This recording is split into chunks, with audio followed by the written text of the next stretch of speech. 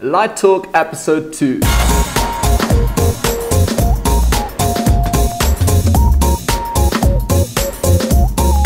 So hi guys, welcome back to a new episode. My name is Manny. You can find me on our Facebook page at Retouch Pro. In today's episode, we're going to discuss again some light setup from all the pro tutorials that we've done so far for our new website.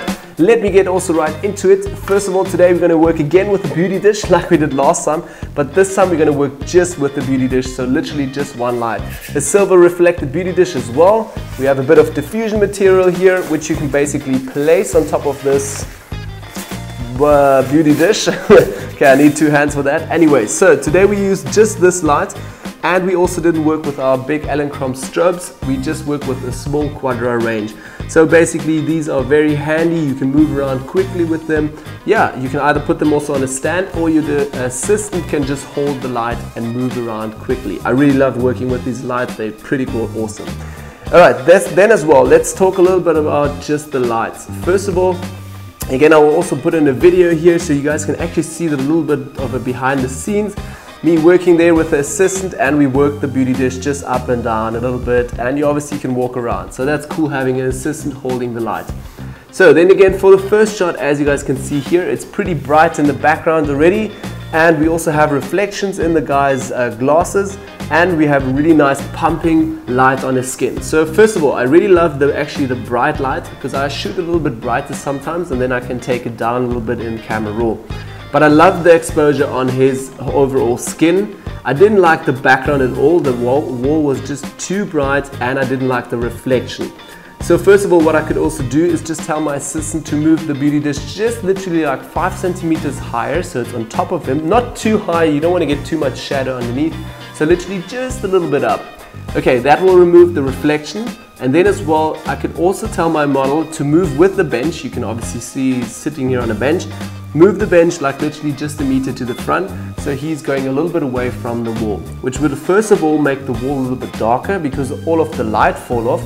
If you have the light like really close, you will obviously light your subject, and then the wall is another meter away, so that will have loads of light fall off, and you'll just pump it directly on the models or your subject.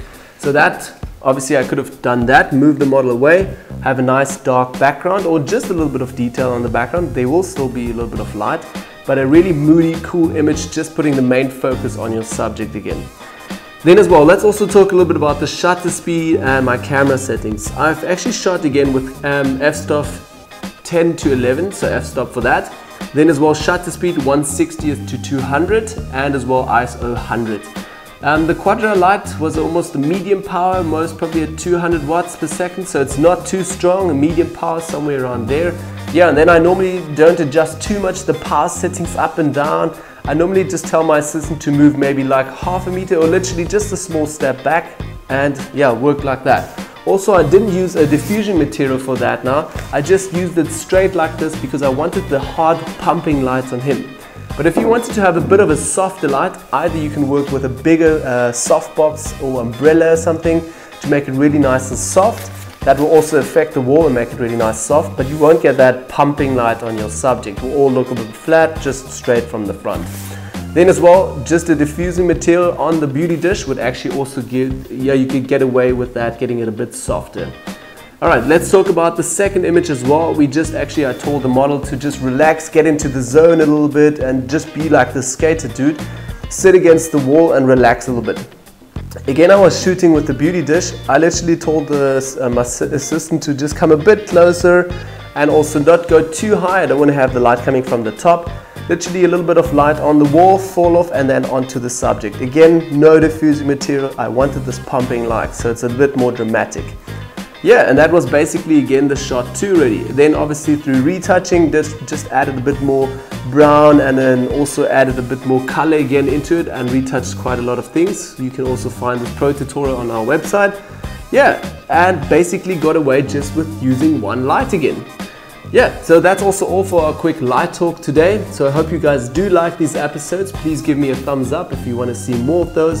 In the future, we can also do some more complex light setups. And yeah, if you have any questions about this, leave them down below in the comment box. We can discuss it, or I can give you guys feedback.